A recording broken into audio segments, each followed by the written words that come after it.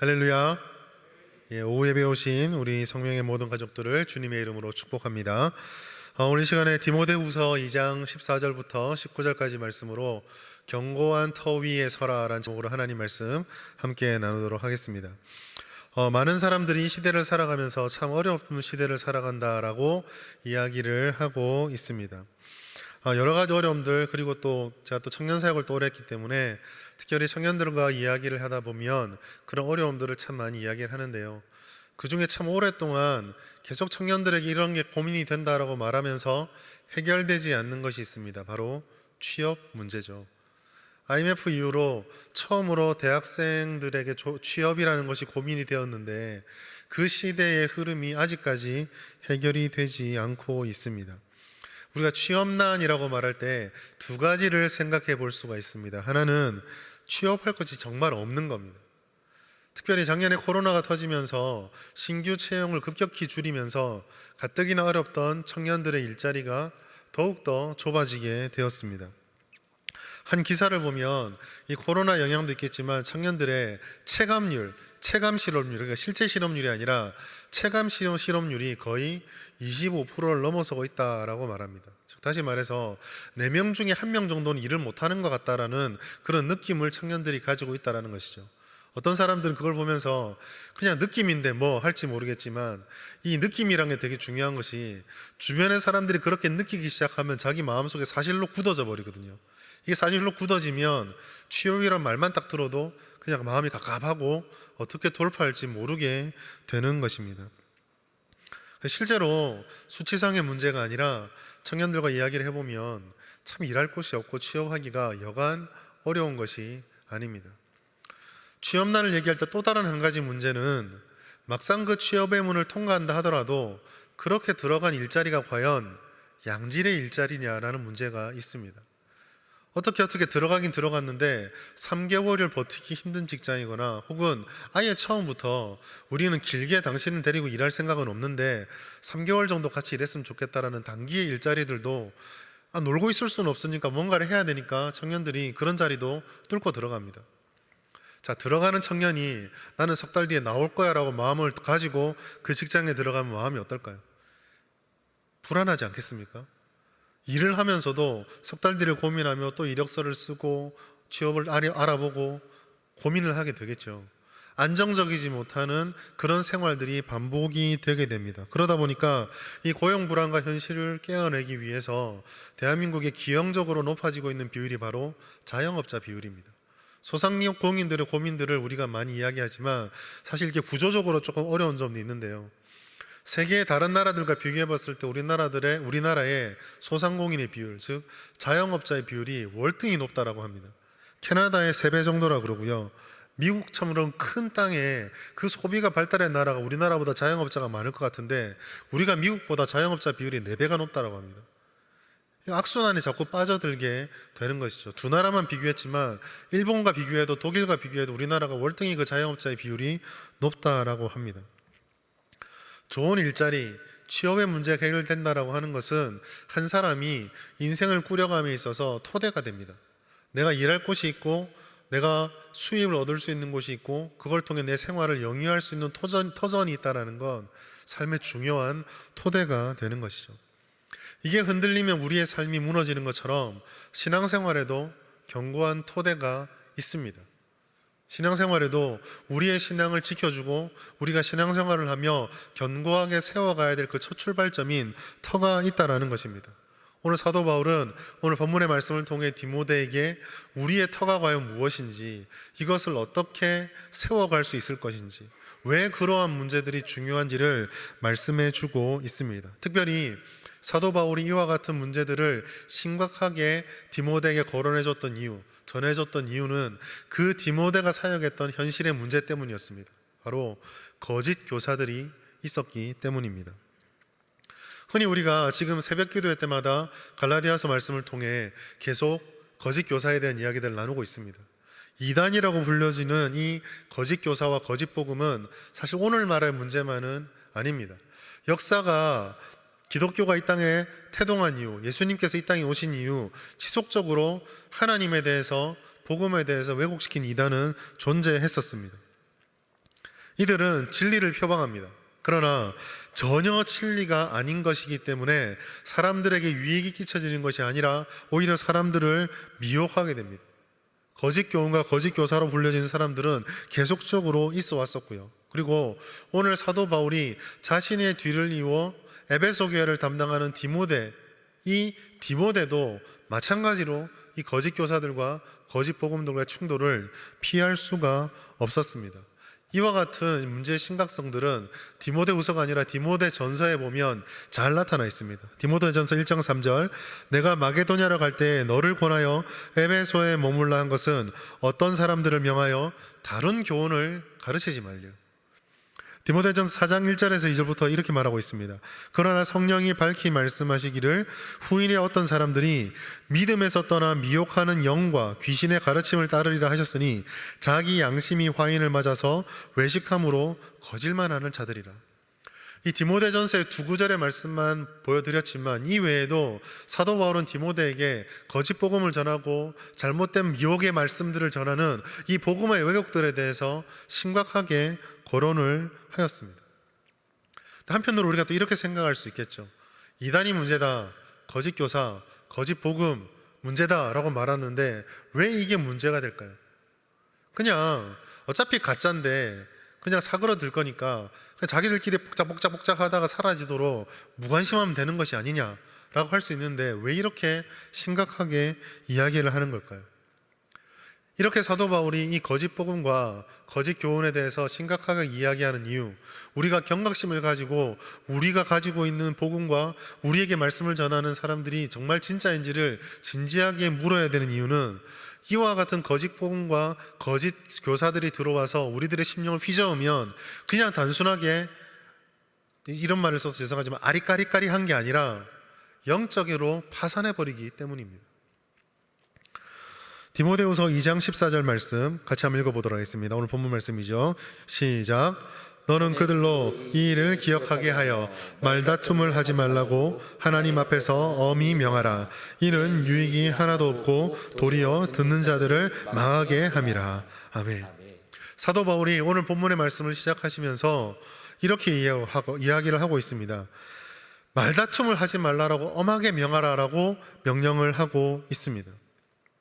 여기서 14절 말씀에 보면 그들에게 특별히 그렇게 말하라고 하는데 그들이 누구일까요?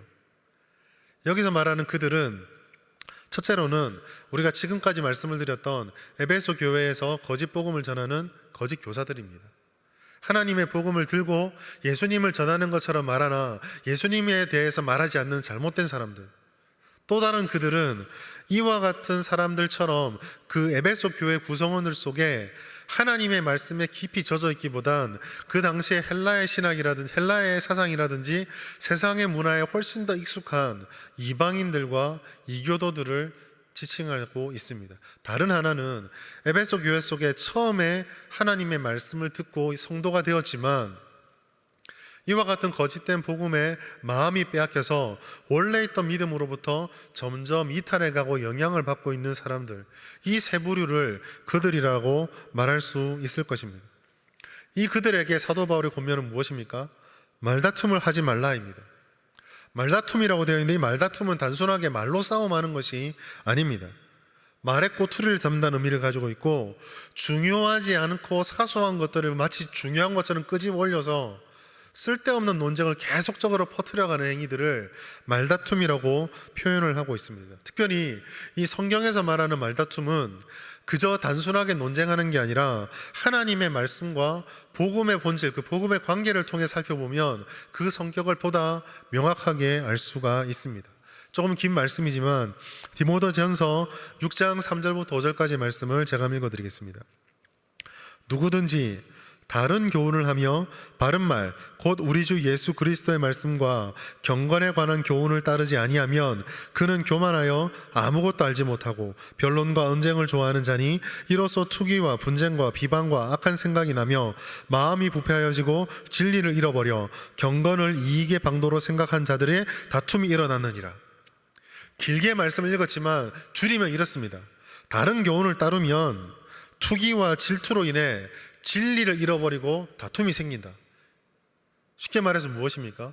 오늘 우리 디모데후서 2장 14절에 있는 말다툼은 진리를 모르기 때문에 혹은 진리를 왜곡했기 때문에 생기는 모든 갈등과 분쟁을 말다툼이다라고 말하고 있는 것입니다. 이것은 복음의 본질에서 벗어난 것입니다. 복음의 본질이 벗어났다고 하는 것은 아무리 그럴듯한 신앙의 모습으로 포장되어 있다 할지라도 그 안에 내면은 실상 사람의 관심, 욕심, 그리고 자신들에게 익숙한 가치관을 하나님이나 교회 용어로 포장해버린 일종의 사상에 불과하다라는 것이죠. 아무리 신학의 이름으로 주장하지만 그런 것들은 복음의 본질에서 벗어나 있습니다. 그렇기 때문에 아무리 그럴듯해 보이고 말은 풍성해질지 모르나 그곳에서는 생명이 살아나지 못합니다. 반복적으로 의견을 조율하고 회의를 하고 사람들에게 가르친다 이야기를 하고 고명과 충고를 일삼지만 심지어 기도한다라고까지 말하나 본질에서 벗어나 버렸기 때문에 생명의 번성함과 살아남이 없다라는 것입니다. 큰 의미가 있는 것처럼 말할지 모릅니다. 큰 목적이 있는 것처럼 말할지 모릅니다. 마치 이 문제를 덮어버리면 교회가 무너지고 아무런 하나님의 역사가 맺히지 않을 것처럼 생각할지 모릅니다. 세상의 모든 거룩을 내가 수호한다 생각할 수 있습니다. 열정적일 수도 있습니다. 그러나 그 속에 복음, 즉 하나님의 계획과 목적, 성품과 뜻이 전혀 반영되어 있지 않으면 그것은 결국은 자신의 관점에 불과합니다. 하나님이 없는 허무한 말들만 끊임없이 반복되어 버린다라는 것이죠. 사도 바울은 디모데 전후서를 통해서 디모데에게 항상 이 쓸데없는 변론과 논쟁을 삼가하라고 말씀하고 있습니다. 왜 그렇습니까? 아무 유익이 없기 때문이죠. 시간을 들여서 논의를 합니다. 사람들을 만납니다. 끊임없이 대화를 합니다. 그러나 유익이 없습니다. 유익하지 않을 뿐만 아니라 성경에는 뭐라고까지 말합니까? 14절 말씀 보면 도리어 듣는 자들을 어떻게 한다고요? 망하게 한답니다. 말다툼하면은 망합니다. 본질이 벗어날 말들이 풍성해지면 모든 공동체가 망하고 성도가 망하고 개인의 영성이 죽습니다. 파산하게 되는 것입니다. 교회가 끊임없이 우리가 하나님의 말씀에 바로 서 있는지, 우리 강단에서 하나님의 말씀이 가감없이 선포되고 있는지, 우리의 모든 관심과 초점이 하나님의 말씀을 지키고 그 말씀대로 살아가고 그 말씀을 가르치고 전파하고 살도록 하는 것에 초점이 맞추어져 있는지 고민해야 될 이유가 바로 여기에 있습니다. 본질을 벗어나면 쓸데없는 주변머리들이 그 자리를 차지하게 되는 것이죠. 말씀을 가까이 하지 않고 그로 인해 정리된 교리들을 제대로 배우지 않으며 그 본질로 우리를 채우지 않으면 우리는 신앙생활을 하게 되는 것이 아니라 종교에 익숙해지게 됩니다. 익숙해진 자기 방식과 자기 복음에 사로잡힙니다. 그러다 보면 자기도 모르게 하나님에 대해서 무관심하게 됩니다. 이 하나님에 대한 무관심은 하나님을 말하지 않는 무관심이 아닙니다. 하나님을 말하지만 하나님과 상관없는 것들을 계속 얘기하면서 내가 이게 하나님과 상관없는 말을 한다는 것조차 모르게 되는 것입니다. 세속적인 것과 성경적인 것을 분별하지 못하게 됩니다. 경계가 무너지게 되면, 기준이 무너지게 되면 그다음 삶으로 지향되어지는 삶의 형태들도 경계선이 무너지게 됩니다. 경계선이 무너졌다는 말씀을 뭐라고 말합니까? 거룩이 무너졌다라고 이야기를 하는 것이죠. 이처럼 영혼은 참 경건에서 벗어나게 되고 영적인 파산에 이르게 되는 것입니다. 이 영적인 파산의 모습을 디모데후서 3장 1절부터 5절에서는 너무나 잘 말해주고 있습니다. 너는 이것을 알라. 말세에 고통하는 때가 이르러 사람들이 자기를 사랑하며 돈을 사랑하며 자랑하며 교만하며 비방하며 부모를 거역하며 감사하지 아니하며 거룩하지 아니하며 무정하며 원통함을 풀지 아니하며 모함하며 절제하지 못하며 사나우며 선한 것을 좋아하지 아니하며 배신하며 조급하며 자만하며 쾌락을 사랑하기를 하나님 사랑하는 것보다 더하며, 그 다음이 핵심입니다. 경건의 모양은 있으나 경건의 능력은 부인하니 이 같은 자들에게서 내가 돌아서라. 영적 파산의 무서움은 여기서 그치지 않습니다.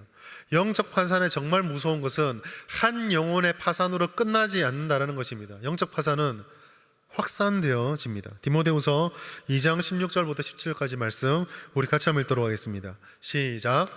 망령되고 헛된 말을 버리라. 그들은 경건하지 아니함에 점점 나아가나니 그들의 말은 악성 종양이 퍼져나간 것 같은데 그 중에 후메네오와 빌레도가 있느니라. 아멘. 16절에서는 망령되고 헛된 말이라 되어 있는데 이것은 깊게 설명할 필요 없이 앞에 14절에 있는 말다툼과 비슷하다라고 생각하면 되겠습니다. 아무리 체계가 잘 갖춰져 있어도 망령되었다라는 것은 복음과 성경의 기준에 벗어났기 때문에 망령될 수밖에 없는 것이죠. 누군가 제가 하지 않은 말을 제 이름으로 들면서 마치 제가 한 것처럼 말하면 그것보다 저를 모욕하는 게 어디 있겠습니까? 하나님이 말하지도 않은 것을, 하나님 말씀이 지지하지도 않는 것을 마치 하나님이 말인 것처럼 말하면 그것보다 하나님을 모욕하고 욕되게 하고 망령되게 하는 것이 어디에 있겠습니까? 지금 사도 바울은 그 얘기를 하고 있는 것입니다. 문제는 무엇입니까? 이와 같은 상황이 한 개인에서 끝나는 것이 아니라 점점 확산되고 있다는 것입니다. 그것을 사도 바울은 악성 종양처럼 퍼져간다라고 말씀하고 있는 것입니다. 여기서 악성 종양은 조금 어려운 한자로 말하면 괴저라고 부르는 질병인데 우리가 확 이해하기 쉽게 말씀을 드리자면 암이라고 생각하면 됩니다. 악성 종양은 암입니다. 암의 가장 무서운 점이 뭘까요? 우리 환우들 중에 이제 암에 걸리시고 암으로 고통받는 환우들 다 낫기를 주님의 이름으로 축복합니다. 이 암이 누군가 암에 걸렸어요. 그럼 그 다음에 우리가 먼저 물어보는 것이 무엇입니까? 혹시 전이 되셨나요? 왜 전이 되나 물어봅니까? 이게 무섭기 때문입니다. 암의 무서운 점은 자기 주변의 건강한 세포들을 자꾸 잡아먹어가며 몸 여기저기로 퍼져가는 데 있습니다. 암은 제한이 없습니다. 욕심이 끊이지 않는 무한 포식자입니다. 이 정도 먹었으면 그만 먹으라가 안 됩니다. 끊임없이 퍼져나갑니다. 그런데 사도 바울이 지금 뭐라고 말하고 있습니까? 한 개인의 영적 파산, 공동체에 누군가 한 개인이 영적으로 파산하게 되면 그 파산의 영향력이 뭐처럼 번져간다고요? 암처럼 확산되어져 간다라고 우리들에게 말씀하고 있는 것입니다. 아유, 너무 과장한 거 아닙니까? 라고 말할지 모르나 성경에 보면 이 죄, 즉 망령된 행동이 어떻게 급격하게 퍼져나가는지를 설명해주고 보여주는 성경 구절이 있습니다. 창세기 4장입니다. 우리가 창세기 4장을 딱 떠올리면 제일 먼저 떠올리는 것이 가인과 아벨의 사건이죠. 그 사건이 워낙 강렬하기 때문에 4장을 생각하면 가인과 아벨의 사건만을 떠올리게 됩니다. 그러나 저는 4장을 보면서 이 구절이 가장 무서웠습니다. 창세기 4장 23절 말씀 제가 읽어드리겠습니다. 라멕이 아내들에게 이르되 아다와 실라여 내 목소리를 들으라. 라멕의 아내들이여 내 말을 들으라. 나의 상처로 말미암아 내가 사람을 죽였고 나의 상함으로 말미암아 소년을 죽였도다. 지금 라멕이 자기 아내 둘을 불러놓고 마치 노래하듯이 자기의 행위를 변명하고 이야기를 하고 있습니다. 내용이 무엇입니까? 내게 상처를 준 사람을 내가 죽였고 나를 힘들게 한 사람, 나를 상하게 한 사람을 내가 찾아가서 그 소년을 죽였다라고 이야기를 하고 있습니다. 사장은요, 죄 확산의 역사를 잘 보여주고 있습니다. 사실 살인이라고 하는 측면을 놓고 보았을 때 가인이 아벨을 살해한 것과 라멕이 사람을 살해한 것들에 대해서는 큰 차이가 없습니다. 가인도 시기와 질투심으로 동생을 죽였습니다. 라멕도 자기가 아픔을 겪었으니 그 아픔을 살인으로 풀었습니다. 똑같아 보이는데 뭐가 다를까요? 어떤 단어가 우리가 주목해 보아야 다를까요? 우리가 주목해 보아야 할 단어는 여기 나오는 소년입니다. 소년은 히브리어 언어를 보면은 어린아이입니다. 어린아이. 우리식으로 표현하면 이런 겁니다. 교회에서 이렇게 누구를 죽이고 할 수 없으니까 저 앞에 가던 우리 유치부 아이가 막 지나가다가 야 그랬는데 발로 차버린 겁니다. 건방지게 이러면서. 모르는 아이잖아요. 연약한 아이잖아요. 내가 힘으로 보나 말로 보나 능력으로 무엇으로 보나 절대적인 약자와 절대적인 강자입니다. 그 사람이 나를 해코지해봤자 얼마나 해코지하겠습니까? 어린아이가. 그런데 요만큼의 피해도 나는 참지 못하고 내가 받은 약간의 상해를 그 사람의 존재를 말살하는 것으로 되갚아주고 있습니다. 가인의 때와 라멕의 살해가 똑같은 살인이지만 정도의 급격한 차이가 나타나는 것. 죄가 얼마나 파급적으로 퍼져가는지를 보여주는 것을 이 4장 23절을 통해서 우리는 알 수가 있습니다. 우리 안에 영적인 파산과 우리의 영혼이 악에 물들어가는 것을 가볍게 보지 말아야 될 이유가 바로 여기에 있습니다. 우리 공동체 안에 누군가 침체에 빠지거나 혹은 조금 더 나아가서 영적으로 파산 지경에 이르러서 하나님의 기준으로부터 벗어나고 있을 때 하나님이 알아서 잘 돌려주시겠지 라고 방심하고 있어서는 안 될 이유가 바로 여기에 있습니다. 그 문제는 그 개인의 문제가 아니라 우리의 문제입니다. 우리 교회가 하나님의 말씀의 본질을 선명하게 지키지 않는 것 같다라고 우리가 공감하게 되면 단순하게 잘 되겠지 하고 넘어가서는 안 된다는 것입니다. 말씀을 제대로 선포하고 배우는 것, 그리고 그것을 지키는지 여부는 우리가 다른 어떤 것을 어떠한 성취를 얻고 누리느냐보다 훨씬 더 중요한 문제입니다. 오히려 내 안에 암세포가 자라고 있으면 내가 건강할수록, 내가 젊을수록, 내 몸이 왕성할수록 그 예후가 좋습니까? 나쁩니까? 나쁘죠.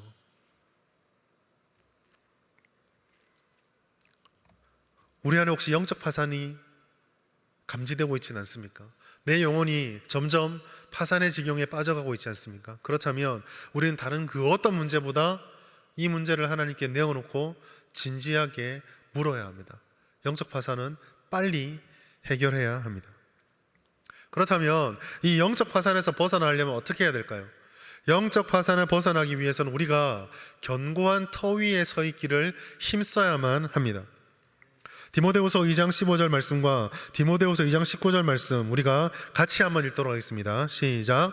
너는 진리의 말씀을 옳게 분별하며 부끄러울 것이 없는 일꾼으로 인정된 자로 자신을 하나님 앞에 드리기를 힘쓰라.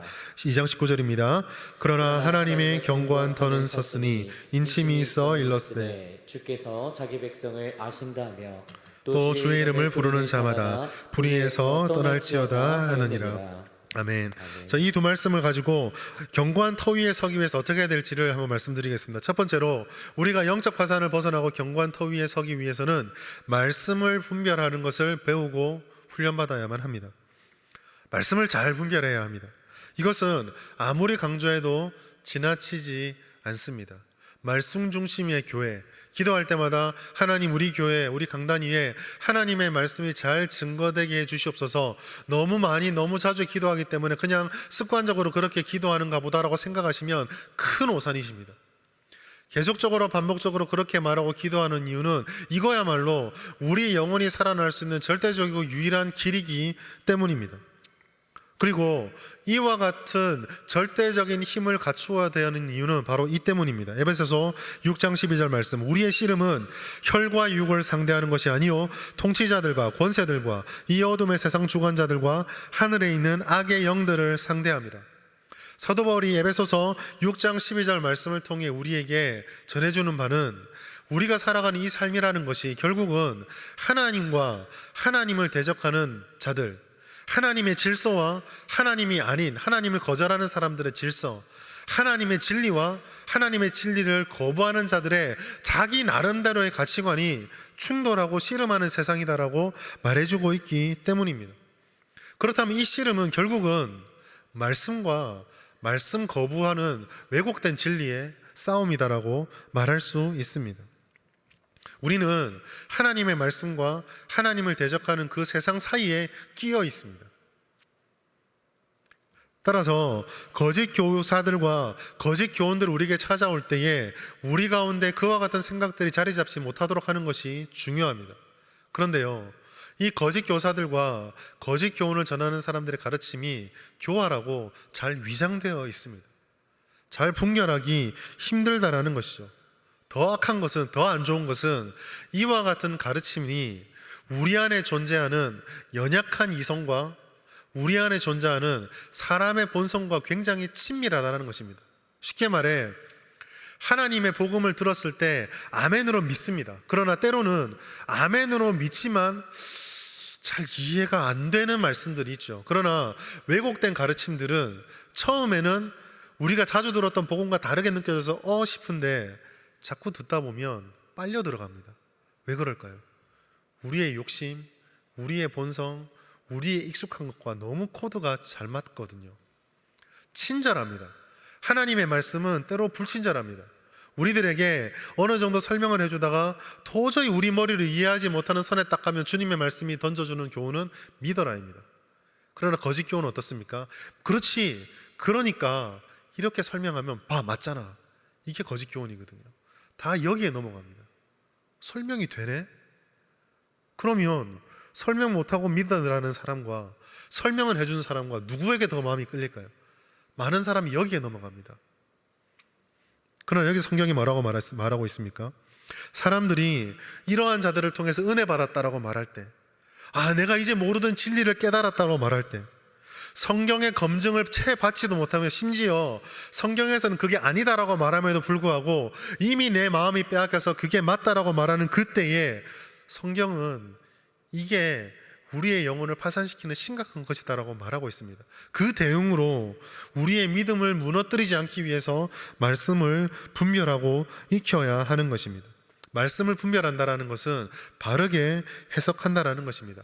바르게 해석한다라는 것은 첫 번째로 하나님의 뜻에 입각하여서 성경 전체를 주님의 눈으로 보고 하나님의 말씀에서 벗어나지 않도록 차근차근 읽고 배우고 쌓아가는 것입니다. 교회에 2000년이 넘도록 오랜 세월 동안 수많은 사람들이 성경의 구절들을 강해하고 강론하고 가르쳤습니다. 오늘 제가 전하고 있는 디모데후서 2장 14절부터 19절까지 말씀, 이 성경 구절도 분명 누군가 교회에서 설교하고 가르쳤던 본문입니다. 예전에 저를 가르쳐주셨던 교수님께서 설교할 때마다 이 생각을 꼭 하라 하셨습니다. 해 아래는 새 것이 없다. 자기만 되게 독특한 것을 깨달은 것처럼 교만하지 말고 그냥 겸손하게 말씀을 전하는 얘기입니다. 누군가 했다라는 얘기죠. 이 말을 우리에게 적용하자면 우리 가운데 그렇게 해석되어져 있는 말씀들을 가까이 듣고 읽고 찾고 때로는 읽어도 모를 때는 교육자들을 통해서 서로 배워가며 그런 체계들을 쌓아간 것이 필요하다는 것입니다. 또한 말씀을 해석한다라고 하는 것, 옳게 해석한다라고 하는 것은 그 말씀이 가르쳐주는 바대로 우리의 삶에 적용하는 것도 포함하고 있습니다. 그렇기 때문에 사도 바울은 이 15절 말씀을 옳게 분별한다라고 하는, 어떻게 보면 지적인 활동처럼 보이는 이것을 뒤에 이렇게 표현했습니다. 부끄러울 것이 없는 일꾼으로 인정된 자로라는 말씀을 붙여 놓았습니다. 일꾼은 행동하는 사람이잖아요. 일꾼은 행동하는 사람입니다. 그런데 이 지적인 활동이 행동하는 일꾼과 붙어 있다는 것은 무엇을 말할까요? 결국 하나님의 지식을 제대로 파악한다는 것은 머리로서 채워지는 지식으로 끝나는 게 아니라 행동의 변화를 일으켜서 하나님의 마음을 기쁘게 해드리는 삶으로까지 이어진다라는 이야기입니다. 하나님께 인정받는 일꾼이 되고 싶으십니까? 그러면 우리의 영혼의 파산을 벗어나서 그 인정받기 위해서는 말씀의 터 위에 굳게 서야 합니다.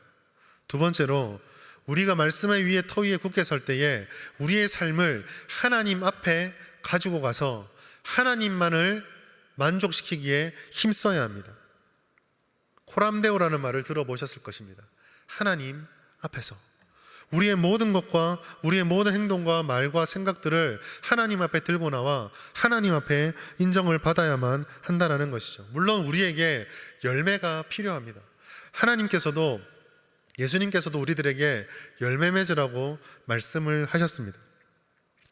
그러나 열매를 맺어야 된다고 말할 때 우리에게 주의해야 될 것이 있습니다.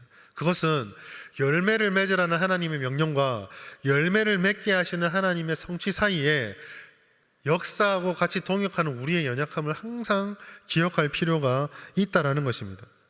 계획하신 하나님이 완전하고 열매가 완전하지만 우리가 항상 그 사이에서 하나님의 뜻을 잘 파악하지 못할 때가 있습니다. 심지어 우리는 하나님의 뜻을 말하면서 하나님을 만족시키는 것을 넘어 우리가 원하는 것을 더 중요하게 생각하는 욕심의 사람이 될 가능성이 농후합니다. 개인이 됐던 집단이 됐던 우리는 자기 욕심을 다 덜어내기가 어렵다는 걸 잘 알고 있으실 겁니다. 아무리 큰 성취를 이루었다 할지라도 우리가 하나님 앞에 인정받는 것이 아니라 사람과 다른 누군가들에게 인정받기를 더 갈망한다고 한다면 그것은 아무것도 아닙니다. 교회와 성도들이 기억해야 되는 것, 그것은 우리가 어떤 결과를 얻는 과정뿐만 아니라 그 결과까지도 세상의 셈법으로는 계산할 수가 없다라는 것입니다. 우리의 성취의 가치는 세상 사람들로부터 인정받는 것이 아닙니다. 우리의 성취의 가치는 하나님께서 우리를 기뻐 받아주시는데 거기에 있습니다. 하나님께서 인정하는 일꾼이 되는 것, 그것은 결국 세속의 가치를 따라가지 않고 오직 하나님께서 우리에게 원하시는 그것을 이루기 위해서 사람들이 손가락질을 한다 할지라도, 사람들이 어리석다고 할지라도 그 길을 걸어가는 데에 가치가 있고 의미가 있는 것입니다. 이것이 없는 열심은 결국 경건에서 멀어지고 분쟁을 초래할 뿐입니다.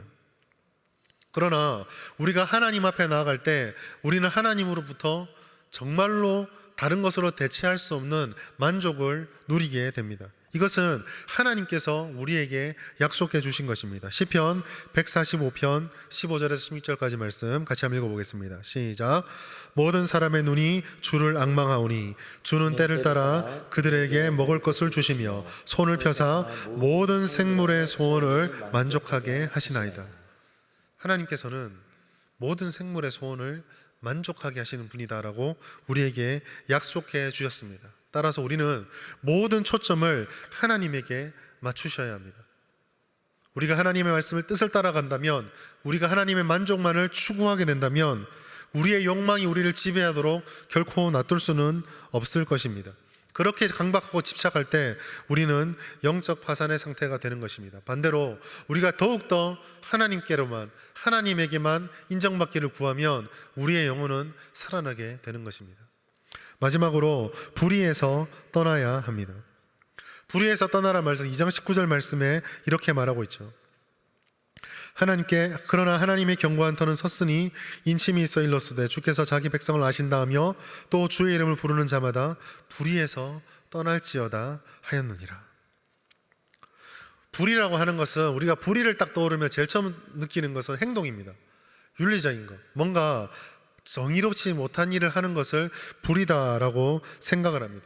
그러면 뭐가 정의냐, 뭐가 불의냐라고 얘기할 때는 그걸 판단하는 기준이 있겠죠. 결국 그 기준은 참 선이신 하나님의 말씀입니다. 그 말씀을 통해 우리가 깨닫게 되는 정의, 그것이 바로 기준이 됩니다. 그렇다면 결국 이 불의한 자가 되지 말라라는 말은 하나님을 인정하고 하나님의 말씀을 받아들이는 신앙 고백적인 성격을 가지고 있습니다. 신앙을 고백한다는 것은 뭔가요? 신앙을 고백한다는 것은 나는 당신을 믿어요, 이게 아닙니다. 이것은 절반입니다. 신앙을 고백한다는 것, 예수님을 나의 구주, 나의 메시아로 인정한다는 것, 주님이 죽을 수밖에 없던 나의 죄를 위해서 십자가에 못 박혀 죽으시고 내가 그 공로로 말미암아 믿음으로 구원을 받았다라고 하는 것은 엄청난 삶의 변화입니다. 죽음이 생명으로 바뀌는 것입니다. 완전하게 새롭게 되는 것이죠. 그렇기 때문에 신앙 고백적인 삶을 산다라고 하는 것은 나는 이제 더 이상 예전의 삶으로 돌아갈 수 없다라는 선언과도 같습니다. 하나님의 뜻과 대척점에 있는 세속은 결코 우리가 받아들일 수도 닮을 수도 취할 수도 즐길 수도 없다라는 것이죠. 본질적으로 그렇고 우리의 삶의 모든 존재론적으로도 그렇게 할 수가 없습니다. 그러나 살다 보면 쉽지 않죠. 우리는 세상에서 살아가지 않습니까? 그들의 가치를 다 덜어내기가 쉽지가 않습니다. 심지어 우리는 그렇게 신앙을 지키겠다 어려운 길로 아득바득 걸어가는데 하나님의 말씀과 전혀 상관없는 삶을 걸어가는 그 사람이 점점 승승장구하는 것을 보면 더욱더 우리는 흔들립니다. 언제까지 내가 이렇게 참아야 될까? 이게 과연 하나님이 약속한 길일까? 동일한 어려움에 빠질 수 있는 디모데도 아마 그런 어려움을 겪었을 것입니다.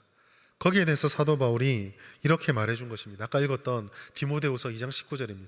하나님의 견고한 터가 섰으니 인침이 있어 일렀으되 주께서 자기 백성을 아신다. 우리가 불의한 자가 되지 않고 불의를 행하지 않기 위해서 정말 중요하게 보아야 되는 것은 바로 이 앞에 있습니다. 무엇입니까? 왜 우리가 불의한 삶을 살면 안 됩니까?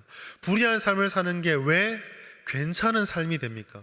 그것은 아무리 세상 사람들이 승승장구하는 것처럼 보이고 하나님을 대적하는 사람들이 더 잘 올라가는 것처럼 보이나 거기에는 견고한 터가 없기 때문입니다. 하나님 말씀하시잖아요. 하나님의 견고한 터가 이미 섰다라고 말하고 있습니다. 세워가고 있습니까? 아닙니다. 섰습니다. 그 쓴 것을 하나님께서 인쳤다라고 말하고 있습니다. 도장을 찍으신 것이죠. 그리고 그 도장 찍힌 서류 속에서는 하나님께서 누가 나의 백성인지를 다 기록해 놓으셔서 아신다라고 말씀을 하고 있습니다. 하나님께서는 이미 그 나라를 완성하셨습니다. 이미 시작하셨고 지금 이루어가고 계시고 앞으로 이루실 것이다라고 분명히 말씀해 주고 있습니다. 완성의 도장을 찍으시고 우리를 자녀로 삼으신 아버지께서 우리가 걸어가는 그 모든 길에 우리가 좋을 때나 안 좋을 때나 기쁠 때나 슬플 때나 승승장구할 때나 실패의 나락에서 어쩔 줄을 몰라 할 때 그 모든 때에 내가 너의 자녀로 나와 함께하는 것이 너희의 견고한 터다라고 우리에게 말씀해 주고 있는 것입니다. 불의를 떠난다는 것은 결국 이런 것입니다. 아무리 눈앞에 화려해 보인다 할지라도 결국은 무너질 수밖에 없는 흐물흐물하기만 한 그 세상의 터에 우리의 모든 존재를 걸지 않는 것입니다. 그것을 터로 삼으면 안 된다라는 것이죠. 아무리 우리를 유혹하고 위협해도 우리는 그것을 붙잡으면 안 됩니다. 우리가 붙잡아야 하는 것은 하나님께서 선언하신 그리고 약속해 주신 놀라운 구원의 터, 이 말씀이라고 말하는 생명책이라고 말하는 이 구원의 토대 위에 우리의 신앙과 삶을 굳건히 세워야 하는 것입니다. 사랑하는 성도 여러분, 우리 속에는 생각보다 훨씬 더 많은 세속적인 가치관들이 여전히 모양을 바꿔가며 교묘히 숨은 채로 자리를 잡고 있습니다. 때론 우리는 이와 같은 우리 속에 있는 가치관에 속아서 이거야말로 하나님이 기뻐하신다라는 근거 없는 자기 확신 속에 자기 자신을 던져놓고 무책임하게 살아가곤 합니다. 끊임없이 말씀을 붙잡고 끊임없이 하나님께 나아가 끊임없이 내가 불의한 삶을 살고 있지 않은지 돌아보아야 할 이유가 바로 여기에 있습니다. 우리가 믿음이라고 말하는 것이 정말 하나님을 믿는 것인지, 우리가 믿음을 말하지만 우리의 믿음은 하나님을 믿는 것이 아니라 하나님이라면 당연히 이렇게 해줄 것이다 라고 하는 내 확신을 믿고 있는 것은 아닌지 늘 돌아보아야 한다는 것이죠. 우리가 혹시 우리 안의 가치를, 세속적인 가치를 분별해내지 못하고 하나님이 기뻐하지 않는 것을 하나님의 뜻이다라고 끝까지 고집하고 버리지 못하면 이런 사태가 벌어지게 됩니다. 스가랴서 7장 5절 6절 말씀, 온 땅의 백성과 제사장들에게 이르라. 너희가 70년 동안 5째 달과 7째 달에 금식하고 애통하여 거이가 70년 동안 1년에 2번씩 금식을 하는 엄청난 경건을 지켰다라는 겁니다. 그런데 뭐라고 말합니까? 그 금식이 나를 위하여, 정말 나를 위하여 한 것이냐? 너희가 먹고 마실 때에 그것은 너희를 위하여 먹고 너희를 위하여 마시는 것이 아니냐? 봉사 열심히 하는데 그 봉사 너를 위해서 하는 거 아니냐? 끊임없이 비전을 말하고 헌신을 말하고 사역을 말하지만 그거 정말 나를 위해서 하는 것이냐? 우리는 영적 파산을 결코 가볍게 보아서는 안 됩니다.